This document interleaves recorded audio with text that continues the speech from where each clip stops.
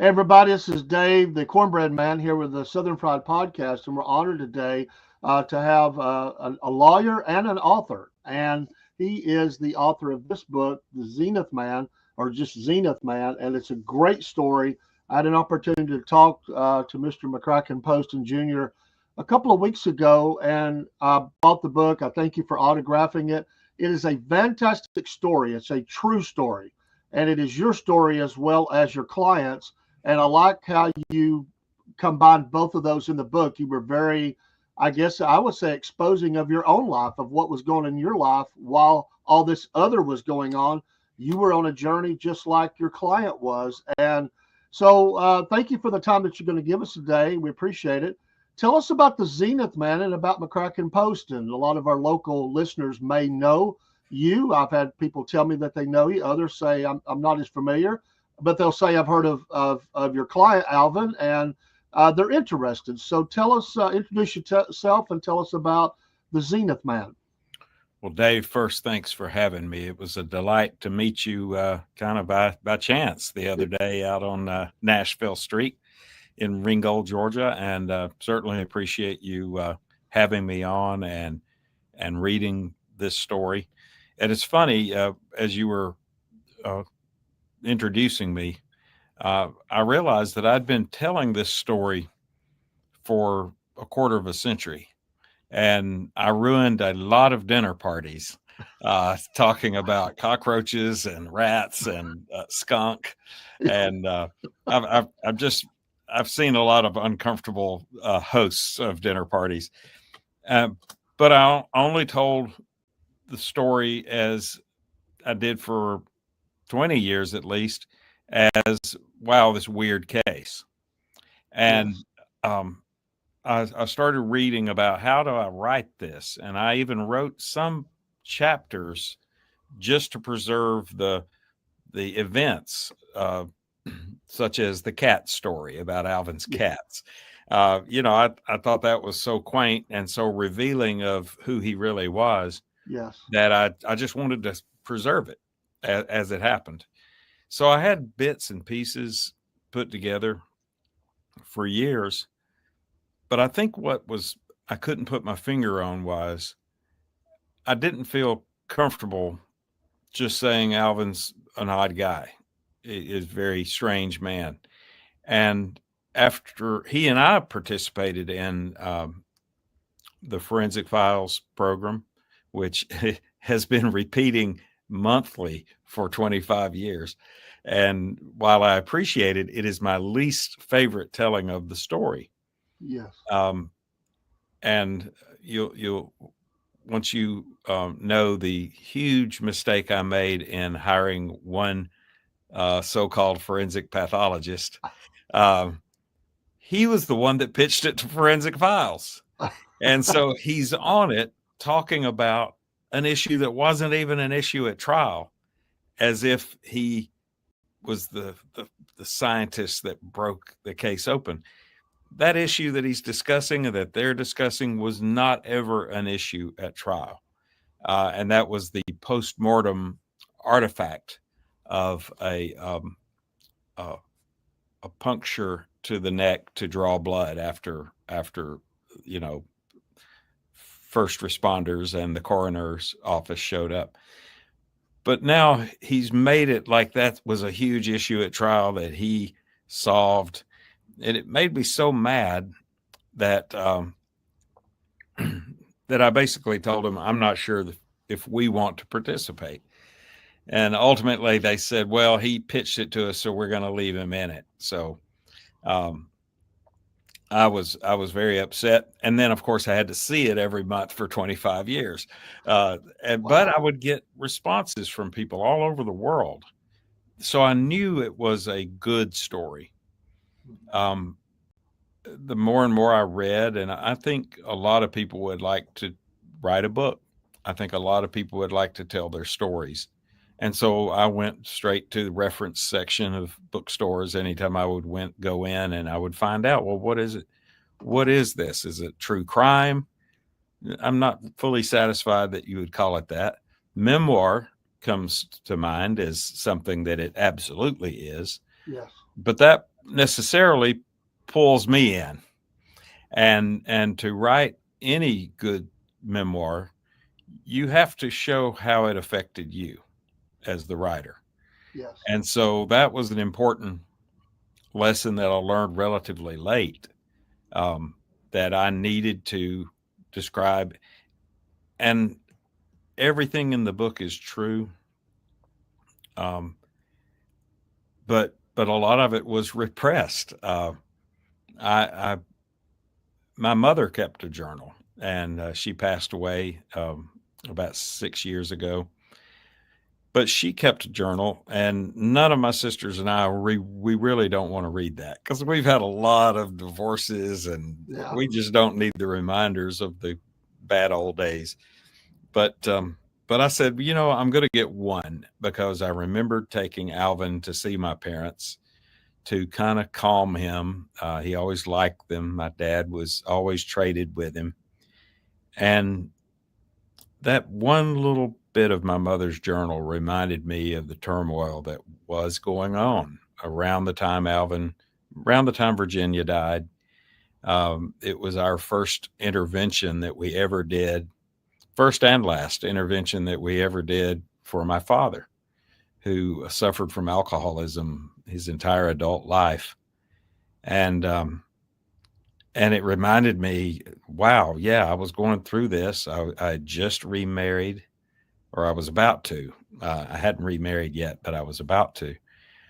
And um, and just how what a mess life was while I was trying to help this man who was very difficult to understand, who seemed hell bent on kneecapping everything I was trying to do for him.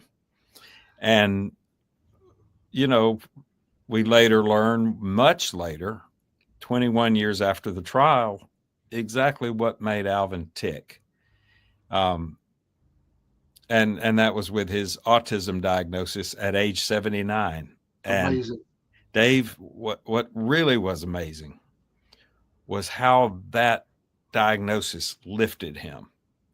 I have never seen anything like it in my life. How he was um, happier. He was a lot more open to people and a lot more outgoing. And when the book came out, he really uh, started to shine. Um, we went to my publisher's choice. We opened the book. We launched the book, not in Ringgold, but at the Jimmy Carter Presidential Library in Atlanta. And I had tried to involve, I got some great blurbs for this book, by the way. John Meacham, who is a, Pulitzer Prize winning presidential historian. It's almost funny when people look at my book and they look at me and they go, "You got John Meacham? How did you do that?" Well, the other is Rory Kennedy, Yeah. who was the daughter of Senator Robert F. Kennedy. She was actually in the womb, in her mother's womb, standing next to her father when he was assassinated at Mm. the hotel in Los Angeles in 1968, and Rory was born um, about 6 months later. And then and Jonathan Carl from another national news. I can't remember if he's ABC or CNN now. I can't keep up with him. But so I had some heavy hitters, uh, going to bat for the book in terms of letting people know, hey, we've read the early galleys of this thing and we like it. So that was fun. That was a fun, and the whole process of telling this story has been cathartic. It's been like I would imagine what good therapy feels like, Yeah. because I got to, there's a lot of family things that very often in families are the cause of shame and repressed guilt and things like that. And I let my sisters know this is our story. I want your permission to tell about our father, and they all signed off on it. And so I'm very lucky in that respect. But my father was a great, great human being. Sure. He just suffered from this disease, and so he, I won't go into it too much more than that. But that's the part about throwing myself into the book. For one, you're supposed to do that in memoir, but secondly, I didn't know how deeply I was until I started writing the book. And I had a 90,000 word contract. I had no real idea what 90,000 words were. And I didn't even know there was a word counter on our computers. Yeah. And so I just flew into writing it thinking, oh, this feels like a lot of words, but I'm sure, 90,000, it may not be that. Well, at the end, when the dust cleared, I had written 177,000 words, Oh, wow. almost three shy of two books. And so then several months of editing began. And Citadel, which is an imprint of Kensington Books, which is the largest independent publisher, it was really nice because they had like 5 copy editors. They were challenging everything factually and spelling and those kind of things. We had a one falling out whether the F in Lafayette is capitalized. And I said, well, of course it is. And they said, well, your city of Ringgold doesn't capitalize it. And I'm thinking like, well, probably because just somebody typed it in. But, I went out to the freeway and took pictures of the exit and said, look, capital F. And to further the Lafayette misery, the book was sublet, I guess you'd say, to Highbridge audiobooks. Well, I just assumed that maybe I would get to read my own book because I lived it. Yeah. I knew exactly how Alvin sounded. I knew exactly how other people sounded. Not that I was going to do impersonations, but I could, at least do some inflections. And my editor at Kensington said, "Oh no, you won't do it." And I said, "Yeah, I'd like to. It's my story." And she said, "I'm sorry, we've got the right to put it with who we want to put it with, and these readers have followings." So this guy had fans, and his name is Lee Gottel, and I recognized his voice from TV commercials. But at the same time, he was from that accentless Midwest sound, and they totally ignored a week that I spent making a pronunciation guide. And he said, Lafayette. And I quit listening at that moment. But everybody else says they like the audiobook, but I just quit listening because it just hurt too much. I have some friends who have got the audiobook. They live up in Pennsylvania. They probably it would make a difference. I didn't think about it till you were speaking about that and all the going through this. This story to me, and I may be wrong. I'm no expert. It would make a great movie. I mean, it would make a fantastic movie. Well, to see all that laid out in visual, as they say, from your lips to God's ear. But there has been movie interest in this story before. Back in right after the trial, and the reason I know Rory Kennedy, who is a Emmy-winning documentarian, or I guess I should say documentary filmmaker or producer, director. Her office reached out to me right at the end of the trial, but they weren't reaching out to me about Alvin. They were reaching out to me about the trial right before Alvin. Uh, Oh, she did a documentary called American Hollow, and if you ever get a chance to see it, it's a very good documentary. Her father was interested in the plight of Appalachian okay. people, the poverty in Appalachia. And I think it was a nod to her father to follow up on how's Appalachia doing. So they had some Eastern Kentucky family from up in the mountains that they were following, and kind of one of the you didn't see him up close, but you kind of saw his wake was Joe Canada, who I tried, defended in a murder charge immediately before Alvin's case. So her office was calling about Joe Canada, what happened in that case, because we were about to put this film in the can, and we want to put a epilogue at the end. So of course I wanted to talk to a Kennedy, so I kept calling him back. Well, Rory did not know that they had reached out to me, so she thought Joe Canada's lawyer is calling her. This can only mean a cease and desist order, Oh, or anything like that. So she ignored me. But oh, to her credit, after the film was in the can, she called me. And I said, well, I'm just returning your call. And she didn't realize her staff had been calling me. So we ended up having some laughs about that. But then, the conversation, just like yours and my conversation did the other day, it went on to other interesting stories and cases. And I told her about Alvin.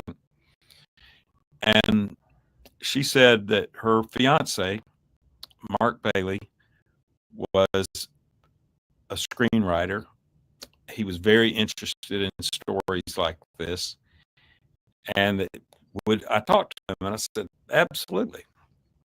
And so Mark Bailey called me and we hit it off, and it just seemed like a really nice guy. And he said, we're about to get married, and when we're back from our honeymoon, I'd like to come meet you and Alvin and talk about this. And so, the family has had so much tragedy in it, and it did not end because it was their wedding that JFK Jr. died flying to. oh, wow. So their wedding got postponed. I just thought, man, this is so tragic, and I would not blame them for forgetting any plans that we had ever made. And then you kind of pick up, because everything is known about everybody these days. You hear that they went off to Greece or somewhere and got married. I just thought, I'll never see this again. And lo and behold, Mark Bailey called me and said, I'm almost to Chattanooga. Oh, wow. Where can I stay that allows me to bring this dog that I have with me? And he brought a bull mastiff named Clementine. And I put her up in my goat pen, separated from the goats. And this New York bull mastiff, who probably looked 250 pounds, I don't know how much she weighed, but she was trembling at the sight of my goats. So city dogs, I guess. Yeah. But in any event, Mark wrote a screenplay that I never read.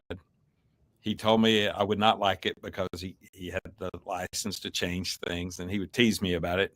He would say, well, you're a woman this week, and things like that. And I didn't care as long as the gist of the story got out, but I retained literary rights with New Line Cinema in my deal. And Alvin and I, we enjoyed a small, I guess, annual payment for 5 years, where Alvin got a little more money in his pocket, and but then it kind of fell apart. The company fell apart, and when they got reconstituted, this was a green light. I still had intact my rights to write a book about it. And so enough had been on the internet. You can go on the internet now in New Line Cinema, Zenith Man, McCracken Poston, Alvin Ridley, and it'll be there, the announcement of their green lighting of the movie. But unfortunately, Alvin and I, we were just giving this story away. And we gave it away so much to anybody that wanted to talk about it. And that was fine because, it's a good story, but I still couldn't explain Alvin. So I kind of enjoyed it when Alvin came along and was part of it too, because people could make their own judgments about him. But in 2019, I was shocked to see that somebody had picked up all these bits and pieces of us telling the story. Oh. They picked out the title that I had fictionalized version of our story. Although it was a very small, short book, like a 45-minute read, they changed our names. They changed the location to Pennsylvania. But they took my title away from New Line. So I added this unwieldy subtitle, Death, Love, and Redemption in a Georgia Courtroom. Because I was told you got to have a subtitle to distinguish it from that other book. Now, I've probably caused her to get some name, but I was just so stubborn because it's in the book. A younger person who was a contemporary of my second wife, who was just a half generation behind me, that didn't know who Alvin Ridley was, but they just knew that there was this very odd man that hung out on the building that had the Zenith sign. And so Jeff Keith said, "Hey, I hear you're helping the Zenith Man." And I immediately thought, that's the kindest words I've ever heard about Alvin Ridley, and it's not Crazy Alvin or Sinister Alvin or Boogeyman Alvin. So I just always thought if I ever write something, it's going to be called Zenith Man. And I'm glad I did. I'm glad I reclaimed the title. Like I said, I've probably caused the author of the way. I don't think that I'm enriching them by shining a light on the title Zenith Man, but it is what it is. There's no copyright in titles. I could have called it the Coca-Cola Man and gotten away with it. There's no copyright in titles. I know that. When you go in the business, Sarah, we've been meeting there weekly, doing videos in and around town, and that sign is there. It all kind of comes together. You just kind of see that with this book, and it's, I don't know, there's a weird feeling about it when you're there. And I'm local, but I wasn't right in the center of town every day, and I don't know that I ever went in that store when he had it. But it is neat that they have captured life and the case and everything. And I was sitting there drinking coffee and I looked up and I went, oh, well, it makes perfect sense. Now I see the Zenith sign, And so it's a great title. I love the title. Just a couple of questions I have that I don't know. And I'm not done with the book. Yeah, I'm working on it. It's just awesome. But when Alvin passed, was he buried locally? Yeah. In the Leland area? He is next to his wife. And that's part of the book as well. I realized while I was representing Alvin at some point that he was very transactional. That, in other words, I could get his cooperation, which I'd been dying to have, but I had to pay for it. But see, I was so invested in him now and in his case, and I felt like he's innocent. Several months into it, I realized I think the guy's innocent. I think she had a seizure, and she's got the markings of somebody that had a seizure, died of a seizure. And so, I just still couldn't get Alvin to cooperate. So I realized that, I would take him to lunch a good bit, and I'd feed him, and then I would get a little cooperation from him. And at some point, I was paying him to cooperate. I was just paying him.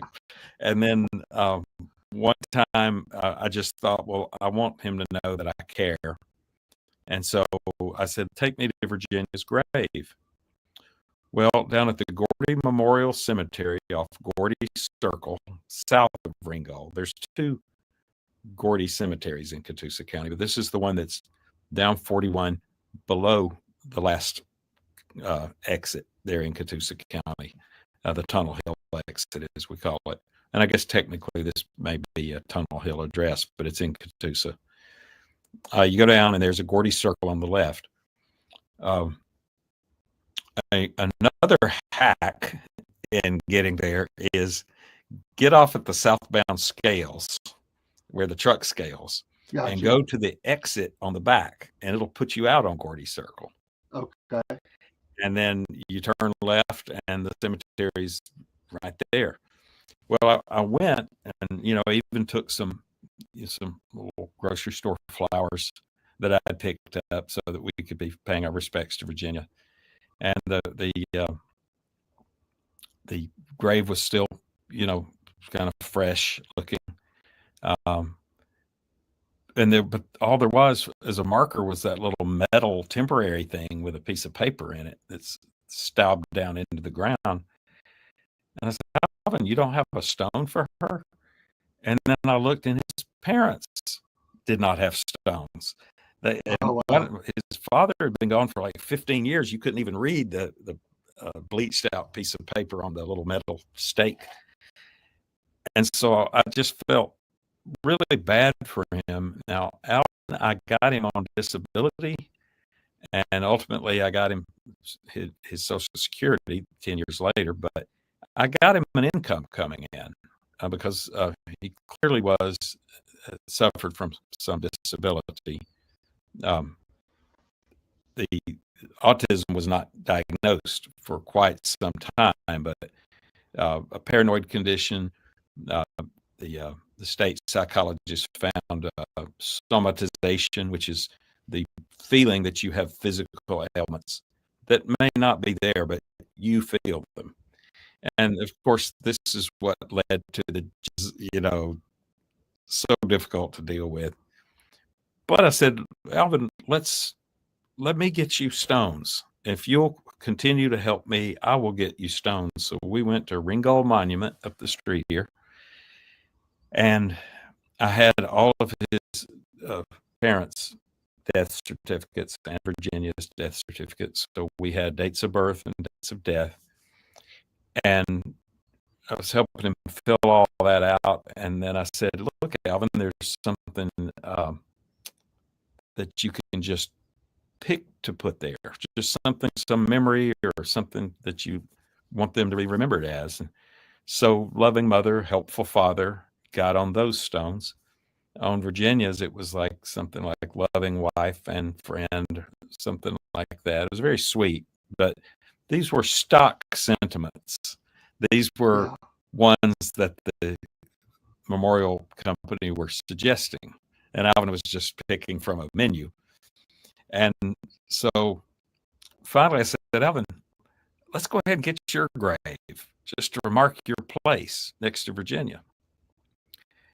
And, I kind of freaked him out because, he didn't realize you could put it up without a date of death, But I told him, I said, they'll leave it open. They'll come in later. They'll fill it in once you die. But on the part about the discretionary part, I said, Alvin, you can forever have your position known. Put an innocent man or wrongfully accused. I just thought that was so dramatic. The Ed Johnson case in Chattanooga that this horrific lynching on the Walnut Street Bridge. He they put on his grave, "I am an innocent man," which I just thought was so profound. And so I left. I had to leave. I paid for that stone too, and I left. And it was 20 years before I went back to that grave. And I went back with him as well after the trial, to on the 20th anniversary of Virginia's death. So it was 2017. And so I just thought,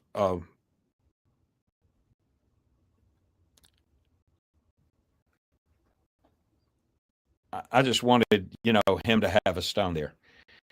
So I did not know until that day in 2017 what Alvin opted to put on that stone. TV repairman.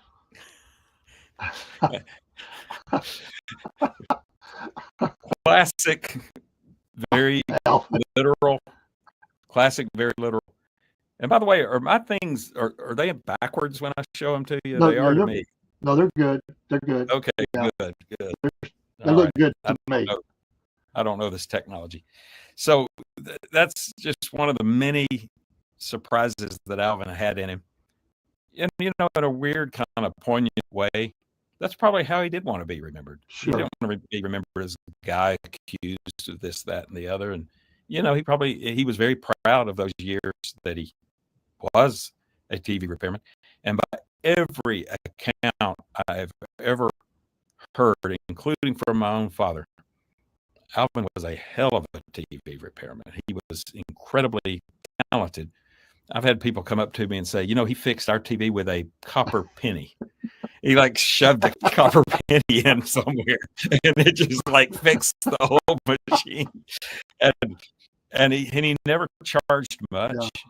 And he when we were picking a jury, and finally it came up about what he did, and because the DA wanted to know who all had done business with him, and I think they thought it was going to be a negative situation. Have you ever been to the old?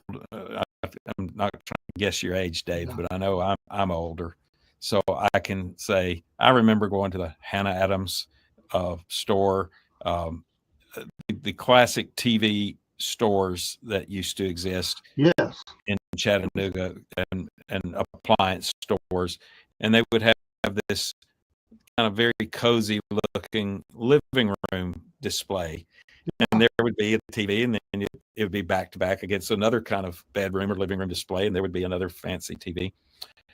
Alvin's place was nothing like that.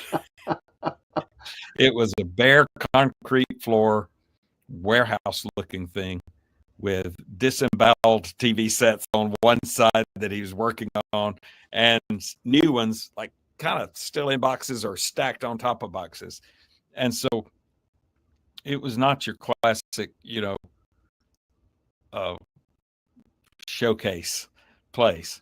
And Alvin really let it go into decline and let the roof fail, and giant freezer size hole in the roof, which meant all the weather came in, and he just shut it down in 2014. He was overwhelmed, but in his mind he thought, well, everybody's run me out of business, and it all started when the county took my van. Well, the county deputy, L.C. Cripps, was acting on the next writ in the stack to go and execute on a judgment, what he thought was a valid judgment. And so they took Alvin's van, which Alvin never stopped talking about. Well, I would love to see the look on my face when I realized that the van was back at his house and had only been gone 3 weeks. But Alvin refused to touch it. So at the time that I realized this, the van had been back for 15 years. Wow. Untouched by Alvin. And Alvin's way of thinking that if he touched it, it would trigger a new statute of limitations. I mean, the guy had some really interesting theories. So now it's been 41 years untouched. That's Every now amazing. and then, I just go by and touch it just to make sure, you know, it gets a touch every now and then. Yeah. Hey, I appreciate you so much, and I don't want to take your day. I know you're very busy. Folks, get this book. It's an amazing story. I mean, and I guess the only question I would have, folks, get the book. You're not going to be disappointed. And is to ask you if you have another book in you. Do you, now that you have this under your belt, is there something else that you would want to look at? Or we've interviewed people before, and they'll say, "I have something I'm working on." Or are you a one and done author, or do you think that No, maybe I you have no, something I else? I got to tell you, I enjoy this process. I enjoyed everything about the book. The only thing I didn't enjoy was editing away that 177,000 Oh words. yeah, I got it down to 103,000 words. So now I was 13,000 words over budget. And I told Michaela Hamilton at Kensington, I said, I can't, I can't remove another word. And she said, that's fine. So I got close enough. But I will tell you that I was not allowed to put something in the book that I really wanted to put. And I know if you've watched any of my social media, you've seen this. But there is a tabloid, the National Examiner, that put this horrible headline in August of 1998 that Alvin and I had to deal with. And that was on every supermarket shelf in the country, mm, calling him a sicko, saying that he had held his wife for 30 years in the basement. And those are hard things to get over, but they wouldn't give me permission to put it in the book now that I proved them wrong. So, if you get your book locally, and by locally, I mean two locations in Ringgold, Georgia, one, a Fern and a Feather general store, and the other, Book and Barrel, our new bookstore, they will hold the book for me to come and sign for you. And then, including with that book waiting for you or to be shipped to you, you'll get a bookmark with this headline on it because they didn't give me permission to put it in the book, but nobody tells me what I can put on my bookmark. that's And right. And I have so mine here, yeah, so you can visualize and see, the kind of rush to and judgment and South Alvin suffered. he does autograph the book. So Yeah, yeah. that's Well, great. their books, unfortunately, maybe they're going by the way of newspapers. They're. But I think that the book as a hardcover print thing is going to be with us a while because people love books. And in the process of a book, if you're lucky enough to get a publication deal, and they do a hardcover, a lot of times you don't get that. But after it's kind of run its course, um, they will come up with what's called the trade edition or the soft cover, the paperback. Right. And so I was expecting to be making some edits and to be, maybe updating some things, particularly Alvin's passing last year. But my publisher said, look, we're putting off this paperback edition to 2027 or maybe beyond. And I said, why? And she said, the hardback is still selling. So Awesome. it's it's reached, it's touched enough people who may have someone they love with autism in their life, or they were teachers or service providers. Teachers and service providers will come up to me like I'm an idiot and they'll say, I knew from page one.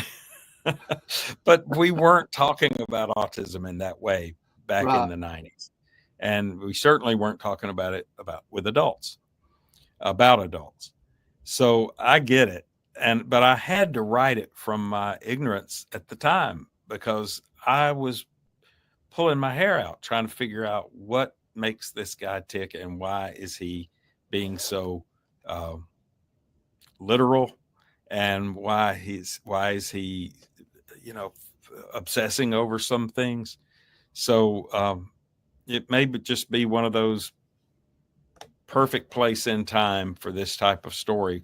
So because hopefully we're catching and screening and giving services for people with autism.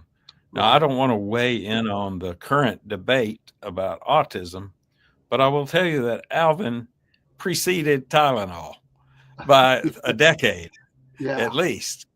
And we've had people with autism in our culture of in among mankind forever.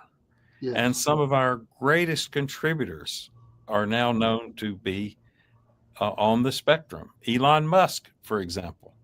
Anybody that can make a rocket land on its, standing up. I'm a kid from the Apollo stuff. You just use those things and let them tumble into the ocean or burn up. But this guy brings them back and lands them standing up. That's impressive. It sure is. And it's that kind of focused thinking was that described Alvin. And Alvin was brilliant in his own way. And Alvin was pushing me the entire trial to find things that he didn't know how to articulate. So he would just push me to find, for example, the eviction trial. He didn't say, go look up that eviction trial. He said, go look at all the civil litigation and see if I've got anything. Well, he didn't have anything in the civil litigation that I could revive. But I had to do it to humor him. And that's where I found a key file. And that was the fact that he and Virginia were not only evicted in 1970, but this was the last place she was ever seen in the large courtroom in the Catoosa County Courthouse, September 15, 1970. Wow. And 27 years later, I'm walking in that courtroom with her writings. Amazing. And a bucket full of cockroaches. Yeah. It's fascinating. And folks, you will get the book and there'll be moments that are very emotional. There's funny things that happen in there. There's times that Mr. Poston here is not ready to pull his hair out. I mean, he's embarrassed, shocked, mad. There's all the emotions. I mean, that comes out because you were caught off guard so many times of things that Alvin would do, and just the things you had to do to keep this thing going forward. Is at my expense.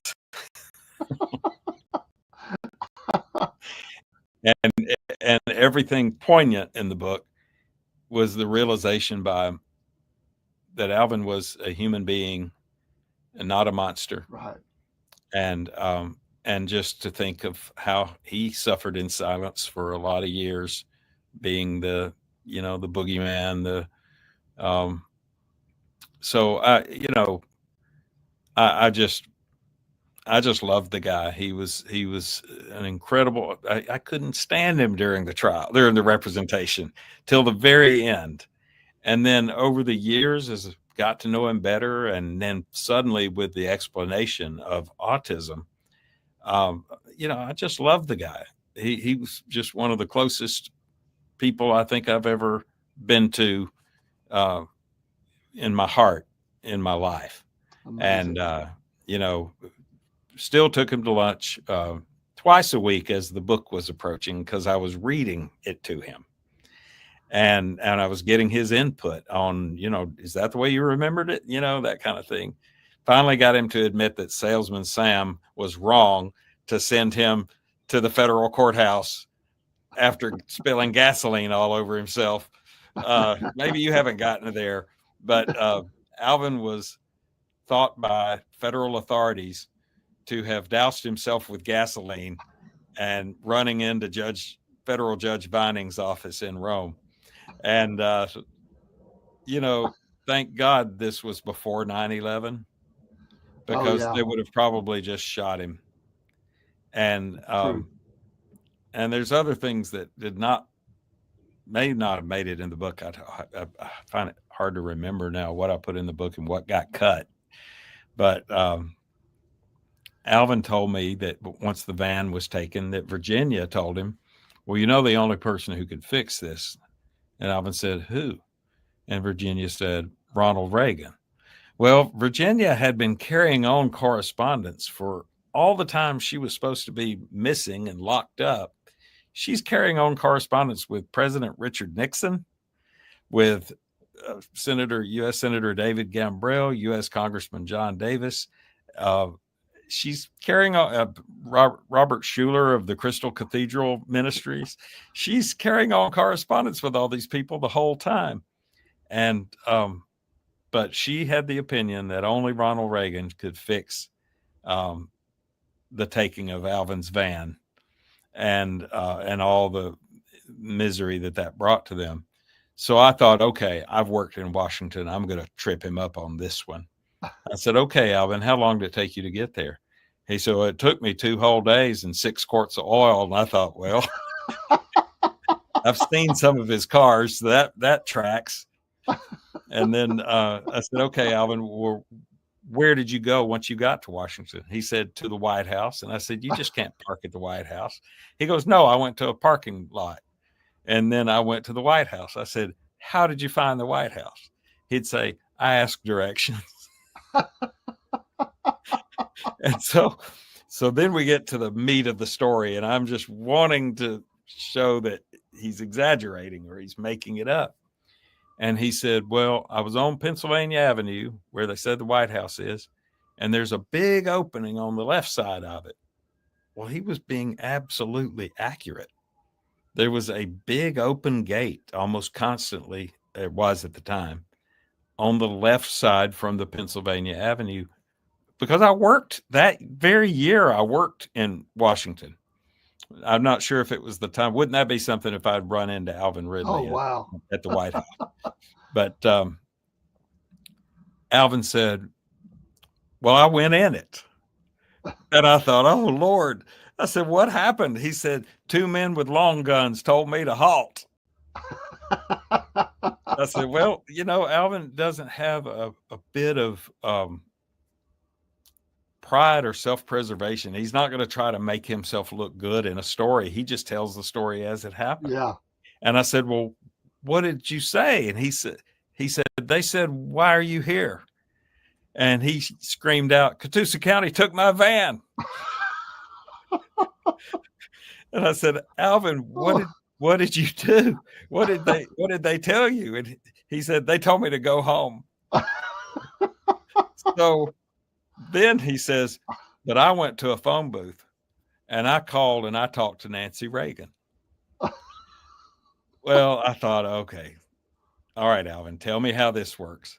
He said, well, I went to a phone booth and I called the White House. Well, I remembered from my time in Washington, the White House is in the phone book back when we had phone books, because I remember seeing it in there. And I said, well, how do you know you talked to Nancy Reagan? And he looked at me like I was a fool. And he goes, the White House is where they live. A woman answered the phone.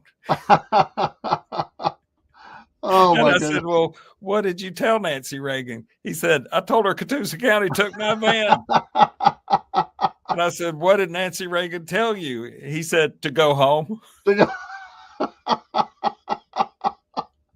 I even contacted the Ronald Reagan Library to see if there was any record of this call by the subject conversation, and they said that there were so many calls that if they didn't have a name, they didn't necessarily keep it logged. And again, this was back in the day when, so I believe him. I believe that he went to see Ronald Reagan. Now, I don't believe that he talked to Nancy Reagan. No. But I believe that Alvin believes that he talked to Nancy absolutely. Reagan. And that's all that counts.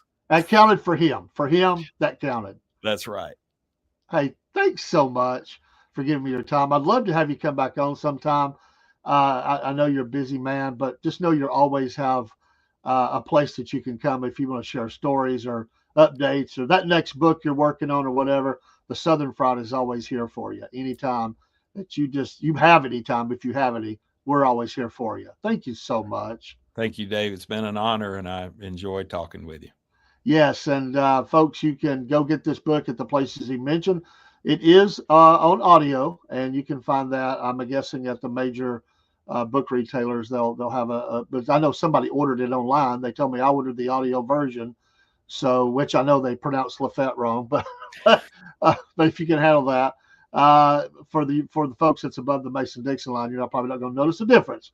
But right. Get the book, and then you'll appreciate this great story as well. Thanks so much, and I hope you have a wonderful afternoon, and we'll be talking to you soon. Thank you, Dave. Take care. All right. Bye-bye.